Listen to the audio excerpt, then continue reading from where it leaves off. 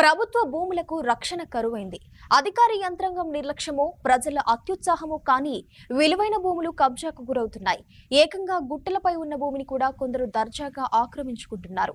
జయశంకర్ భూపాలపల్లి జిల్లా గణపురం మండలం మైలారం గుట్టలపై ఆక్రమణకు గురవుతున్న భూములపై ప్రత్యేక కథనం.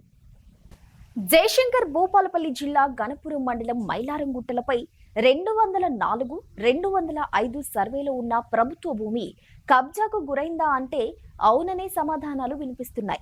ఏకంగా గుట్టపై ఉన్న భూములను ఆక్రమిస్తూ హద్దులు కూడా ఏర్పాటు చేసుకుంటున్నట్లు ఆరోపణలు వెల్లువెత్తుతున్నాయి. ప్రభుత్వ భూములను కాపాడాల్సిన అధికారులు మాత్రం చోద్యం చూస్తున్నారన్న విమర్శలు ఎక్కువయ్యాయి.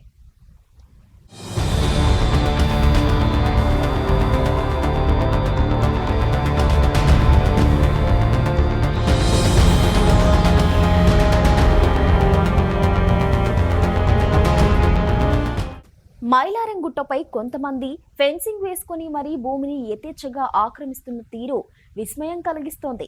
ఇంకొంతమంది గుట్టపై మట్టిని తోడుతూ అమ్ముకుంటూ సొమ్ము చేసుకుంటున్నారు. నిరంతరంగా మైలారం గుట్టపై నుండి ఎలాంటి అనుమతులు లేకుండా మొరం తరలిస్తున్నా భూములు అన్యాక్రాంతం అవుతున్నా అధికారులు ఎందుకు పట్టించుకోవడం లేదని ప్రజలు ప్రశ్నిస్తున్నారు. నా పేరు కండరవి. మనం ప్రస్తుతం జయశంకర్ భూపాలపల్లి జిల్లా గణపురం మండలం మైలారం గుట్ట పైన ఉండడం జరిగింది.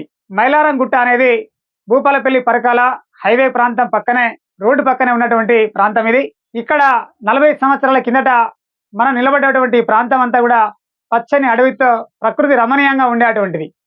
కానీ ఈనాడు మనం చూసినట్లయితే మొత్తం నా వెనకాల చెరువు నీళ్ళలాగా ఒక చెరువులా కనపడతా ఉంది.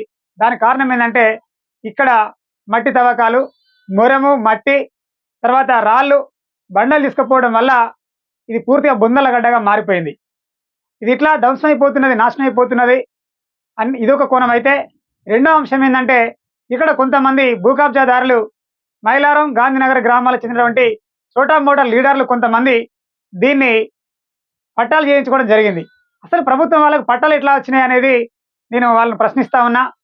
ఎందుకంటే ఇది వారసత్వంగా వచ్చిందా అంటే వారసత్వంగా వాళ్ళకి రాలేదు. పోనీలే అంటే మరి గుట్టపైన వాళ్ళు ఏమైనా సాగు చేసి చేసుకున్నారంటే అది లేదు. మరి రెండు కాకుండా వాళ్ళకి నేరుగా పట్టాలు ఎట్లా చెందినాయి, ఆ పట్టాలు ఎట్లా వస్తా ఉన్నాయి, ఇది ప్రభుత్వం దీన్ని పరిశీలనలోకి తీసుకోవాలి. తర్వాత ఈ చుట్టూ గుట్ట పైన ఉన్నటువంటి 750 ఎకరాల భూమిని 205, 204 సర్వే నెంబర్లో ఉన్నటువంటి మొత్తం భూమి ఏదైతే ఉందో దాని మొత్తం చుట్టూ ఫెన్సింగ్ వేయాలి. ఫెన్సింగ్ వేసి ఆ భూమిని కాపాడాలి. తర్వాత ఇక్కడ ఉన్నటువంటి రకరకాల పేర్లతో ఇక్కడ కొంత భూమిని కేటాయిస్తుంది ప్రభుత్వం. మరి కేటాయించడం, ఇక్కడ అభివృద్ధి అనేది అవసరం, కేటాయించడం మంచిదే. కానీ ఈ అభివృద్ధి ముసుగులోనే కొంత అన్యక్రాంతమయ్యే పరిస్థితి ఉన్నది, కనబడతా ఉంది. మైలారం గుట్టలపై భూములు కబ్జాకు గురవుతున్న విషయం గురించి తహసీల్దార్ను వివరణ కోరగా గుట్టపై భూములను పరిశీలించామని, కొంత ఆక్రమణకు గురైన విషయం వాస్తవమేనన్నారు. కబ్జాకు పాల్పడిన వ్యక్తుల దగ్గర ఏమైనా పత్రాలు ఉంటే తెలియజేయాలని తహసీల్దార్ అన్నారు. మండలంలో ఎవరైనా ప్రభుత్వ భూములను ఆక్రమించుకోవాలని చూస్తే కఠిన చర్యలు తప్పవన్నారు. పత్రికలో వచ్చినటువంటి వార్త మైలారం గ్రామం 205 గవర్నమెంట్ భూమిలో కబ్జా చేసిన అనే వార్త మీద మేము ఎంక్వైరీ చేయించడం జరిగింది. దాంట్లో వాస్తవంగా కబ్జా చేసినట్టుగా వాళ్ళు ట్రెంచింగ్ కూడా కొట్టి ఉన్నారు. వారు ఎవరు అనేది మేము పోతే వారు ఎవరు లేరు. వాళ్ళను ఎవరు అనేది మేము వాకప్ చేసినాము. అందులో ఒక ఆమె లేడీ మేమే వేసినాము, ఖాళీ ఉన్నాయని వేసినాము, మేము తీసేస్తామని చెప్పడం జరిగింది. వాళ్ళు ఈరోజు ఉదయం తీసేస్తారు, లేకపోతే మేము తీసేసి తదుపరి చర్యలు తీసుకోబడము. ఈ విషయాన్ని మేము కలెక్టర్ గారికి కూడా సమర్పించడం జరిగింది.